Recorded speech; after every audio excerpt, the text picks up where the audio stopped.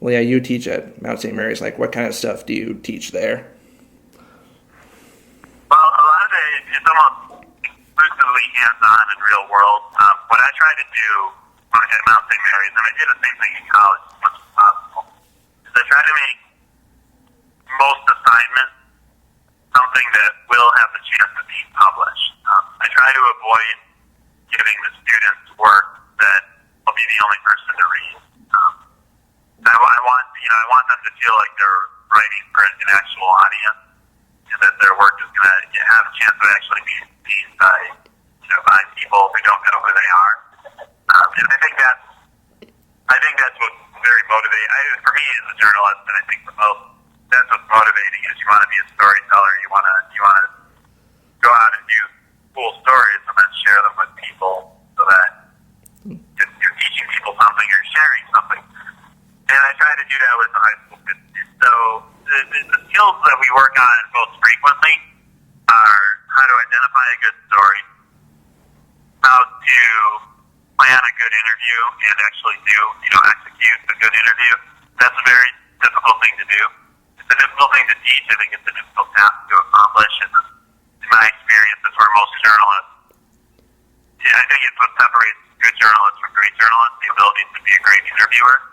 So I work very, very heavily with them, or very, very hard, I should say, with them on that. We do a lot of writing instruction. Most of it is based on their own work. So in other words, when a life-starting U student writes the draft of a story, I'll share that story with everybody in the class. We'll read it together, give feedback, come up with follow-up questions, come up with revisions, and actually revise it together. And so we work quite a bit on the revision process. And then social media, how to use social media to promote their published work. Yeah, do you have any opinions regarding that not all high schoolers have the same opportunities in that field that you provide? Well, I do. I think one of the advantages let me back up. I think there are a lot of advantages to going to a public high school, which has more resources than most private schools and a bigger staff, and usually a more stable staff. In other words, teachers don't come and go as quickly because they're tenured, and they tend to be when their jobs are safe, they're tenured and they're well paid, so they tend to stay. So there's certain advantages to that, and then there's certain advantages to being in a private high school where you can have smaller classes, where you can have teachers, where you have more flexibility in having certain teachers lead different classes. So for example, I'm going to give you a longer answer here, but I think it'll be helpful. For example, although my teaching degree is elementary, and in a public high school, I actually could not teach journalism. I couldn't teach anything because I'm not certified to teach in a public high school. I can only teach in a public school district. I can only teach K to 6. But in a private school, you can take me with my teaching degree. It isn't as important that my license is for elementary education as that I have a teaching degree and I've been a journalist for 20 years, completely separate from that. So you put those two things together and put me in a private high school where they have the flexibility to allow me to teach something, like that, and then I can do really, really cool things. So there's certain advantages of staffing that private schools have. You can find people who really love what they do and are good teachers, and you can put them in a position to teach it, even if they're not necessarily certified for that. I think that's one of the advantages. I think in terms of public schools' ability to offer good journalism classes, I think it's something that they should do, but I also believe it's a tricky thing to teach really well.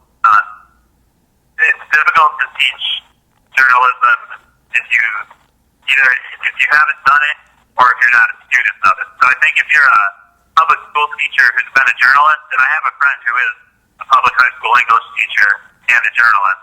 He's an incredible journalism instructor at his high school. If you're a public high school teacher who who's not worked as a journalist, but you love reading newspapers and watching the news, and you're like a real student of the media, you can also be an incredible teacher. If you don't have somebody like that on your staff, I think it might be hard to find. It might be hard to put together a really exciting journalism class if you don't have someone who's excited about teaching it. So I think that's a challenge in any school, public or private.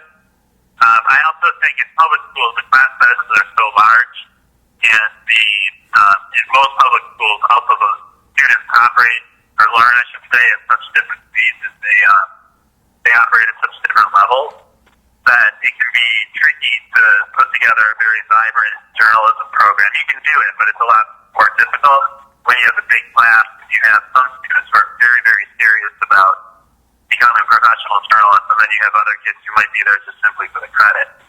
You get that in private schools too, but it's less of a gap, I think, between the students who are superstars and the students who are working really hard to do well. The gap is smaller. And then there's also, I think, less of a gap in terms of behavior level of the students, because private school kids in those smaller classes tend to be a lot more focused, in my experience, than maybe a public school class of 30.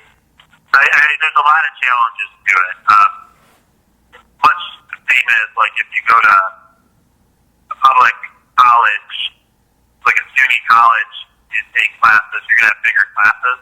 And if you go to, like, Canisius, you're going to have smaller classes. It's very similar to that, and I think a lot of it comes down to having a teacher who's passionate about it, having the ability and the budget to have that teacher teach journalism, and then having class sizes that are small enough where the teacher gets to know. So, kind of babbled on that.